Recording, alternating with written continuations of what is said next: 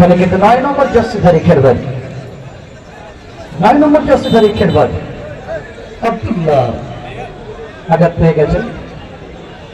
ও 9 নম্বর জার্সিধারী খেলবেন আব্দুল্লাহ।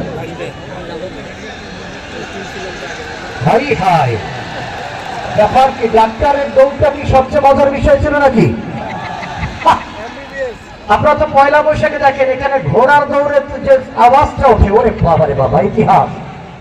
আমাদের দুলু স্যার যে পয়লা বৈশাখ উদযাপন উপলক্ষে যে মৎস্য মেলা এবং ঘোড়া রেস এই যে আয়োজনটি করে, একটা ঘোড়া যখন আরেকজনকে কাটিয়ে দেয়, ধামুরহাটের সেই তাসমিনার মতো দেশ বরণ্য ঘোড়া তারা যখন আসে তখন এই মাঠে তো কান পাতা বড় কঠিন। আজকে ডাক্তারের দল দেখে দর্শকের আওয়াজ উঠলো হঠাৎ না, একটা কথা স্যার গাছ কিন্তু আব্দুল্লাহ পড়ে গেছে, আব্দুল্লাহ, আব্দুল্লাহ জার্সি নাম্বার 9, 9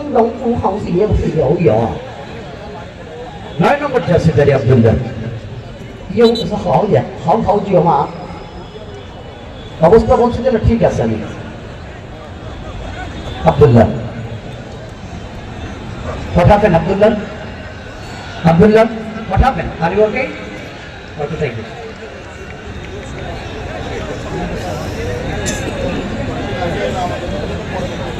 এই আব্দুল্লাহ গত বছর আমাদের পার্বতীপুরে স্বাধীনতা কাপে দুর্দান্ত খেলেছিলেন সেমিফাইনালে। গতবার থেকে নীলফামারী বাস্তবের জার্সিধারী পক্ষ বল পেয়েছেন অবস্থায় রক্ষণ ভাগের খেলোয়াড় সজীব, গতবার থেকে প্রতিপক্ষের বেনজেমা বল পেয়েছেন মধ্যমাঠে প্লেমেকার হোসেন, উত্তরবঙ্গের তারকা মিডফিল্ড সেখান থেকে বল পেয়েছেন গাছ আর ব্যাপার হোসেন নিচে রাখতে রেখেছেন তিনি, লেফট থেকে আক্রমণ রচনায় বল পেয়েছেন যাতে চিটাগঙ্গা ভবানীর অমিত, বিরামপুরের যুবরাজ সামনে থেকে ছোট্ট পথে যাওয়ার চেষ্টা করেছে প্রতিপক্ষ নীলফামারী। যাতে বাস্তবের জার্সিধারী পক্ষ রক্ষণ ভাগের দলের ক্যাপ্টেন সজীব ঢাকা মহাখালী ক্লাবের এই খেলবেন।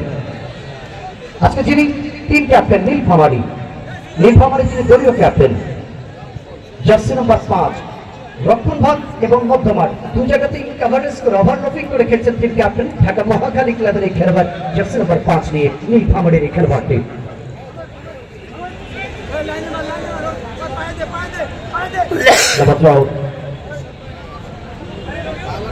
সীমা থেকে অবস্থায় আবার নীলফামারী আক্রমণ নম্বর 7 লাফা লাফাক সেন্টার হয়েছে ডানজের জনি, রকম ভাত অমিতের হেড হয়ে গেল। আবার নীলফামারী 2 নম্বর জার্সি দলের পক্ষে বল পেছনে অবস্থা লাবু,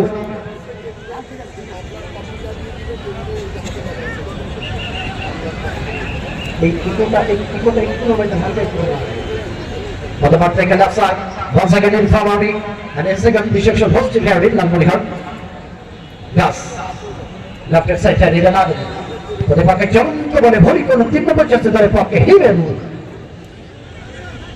প্রফেশন পেলাম নাইজেরিয়ান পেলাম একই সময় রহমত কাসকা দেখেছেন এই পেলাম মধ্যমাঠ থেকে হোসেন এসআরএফ এর নিয়মিত মধ্যমাঠ ব্যাপার থেকে যাত্রাতে বল পেয়েছেন ব্রাদার্সের ডিফেন্ডার উত্তম রায়, সেখানে লাবু যাত্রাবাড়ির ডিফেন্ডার লাবু নীলভাবে দল নিয়ন্ত্রণে ডান্সার থেকে সামনে যাওয়ার প্রত্যয় একবার প্রচেষ্টা নিজের আয়ত্তে রেখেছে ডক্টর ডান্সার থেকে ওভারটার স্পেসটাকে বাড়িয়ে খেলবার একটা লাভ ট্রাক করছে রাইট উইং এর দিকে সতীত খেলোয়াড় নেই, বল পেয়ে গেছে প্রতিপক্ষের 3 নম্বর ডিফেন্ডারের ক্ষেত্রে তানভীর।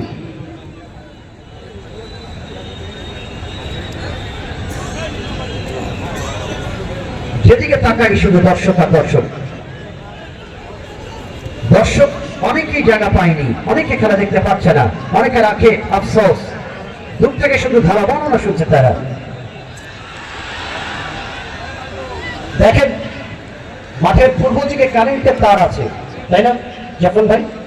মাঠের পূর্ব দিকে কারেন্টের তার, সেখানে গাছের উপর দর্শকরা অত্যন্ত ঝুঁকিপূর্ণ অবস্থা। ভাইজান খেলা দেখতে এসেছেন, আমাদের দুলু স্যার আপনাদের আনন্দের আয়োজন করেছে, মানুষের মুখে হাসি ফোটাবার জন্য এই বিনোদন শুধু রাজনীতি নয়, শিক্ষা, ক্রীড়া, বিনোদন, সংস্কৃতি সর্বক্ষেত্রে বিএনপির যে অবদান তার একটি জ্বলন্ত ধরন আজকের এই ময়দান আমাদের দুলু স্যারের এই আয়োজন, যে দেখার জন্য, যে খেলা দেখার জন্য বিভিন্ন রাজশাহী থেকে আমাকে অনেকে বলছে কৌশল ভাই দুলু স্যারের মাঠে খেলা কবে? গত বছর তানোর স্টেডিয়ামে আমাকে জিজ্ঞেস করেছে অনেকে, নওগাঁ থেকে বলছে, পাবনা, সিরাজগঞ্জ, পঞ্চগড়, ঠাকুরগাঁ, বিভিন্ন জায়গার মানুষ বলে যে দুলু স্যারের মাঠের খেলাটা কবে। আজকে সেই আয়োজন শুরু হয়েছে। আগামী 14 তারিখ বৃহস্পতিবার যথারীতি রংপুর জেলা বিএনপি সঙ্গে লড়াই করবে সৈয়দপুর জেলা বিএনপি। আগামী বৃহস্পতিবার আপনাদের আমন্ত্রণ জানাচ্ছি সেখানে দেখবার জন্য।